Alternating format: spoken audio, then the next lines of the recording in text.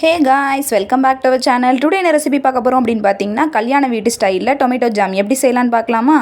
அது செய்கிறதுக்கு ஒரு 4 டொமேட்டோவை இந்த மாதிரி மிக்சர் ஜாரில் அரைச்சி வச்சுக்கோங்க. இப்போ ஒரு பேன் எடுத்துக்கோங்க. பேன் நல்லா சூடானதும் நெய் சேர்த்துட்டு ட்ரை நட்ஸ் எல்லாமே சேர்த்துக்கோங்க. நான் பாதாம், முந்திரி, ட்ரை கிரேப்ஸ் சேர்த்துருக்கேங்க. சேர்த்துட்டு நல்லா இந்த மாதிரி வறுத்துக்கோங்க. வறுத்து லைட்டாக கலர் சேஞ்ச் ஆனதும் தனியாக ஒரு பவுலில் ட்ரான்ஸ்ஃபர் பண்ணிக்கோங்க. இந்த மாதிரி முந்திரி எல்லாமே கலர் ப்ரௌன் கலரில் கொஞ்சம் லைட்டாக சேஞ்ச் ஆகும். அந்த டைமில் எடுத்து வச்சுக்கோங்க. இப்போ அதே பேனில் நம்ம அரைச்சி வச்சுருந்த டொமேட்டோ பேஸ்ட்டை உள்ளே சேர்த்துக்கலாங்க.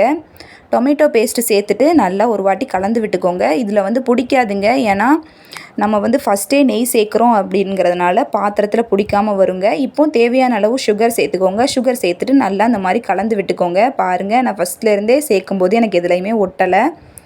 நல்லா அப்படி கலந்துக்கிட்டே இருக்கணுங்க. சுகர் எல்லாத்தையும் நல்லா கலந்து விட்டதுக்கப்புறமா கொஞ்சமாக லெமனை ஸ்க்வீஸ் பண்ணிக்கோங்க. அப்போ தான் கலரும் சேஞ்ச் ஆகும். அது மட்டும் இல்லாமல் ஒட்டாமல் வருங்க. நல்லா இப்போது நல்லா கிண்டிக்கிட்டே இருக்கணுங்க. அதாவது ஜாம் கன்சிஸ்டன்சி வர்ற அளவுக்கு நல்லா கிண்டிக்கிட்டே இருக்கணுங்க. நான் இன்றைக்கி எந்த ஃபுட் கலருமே சேர்க்கலைங்க. இந்த மாதிரி லைட்டாக கொதி வருங்க.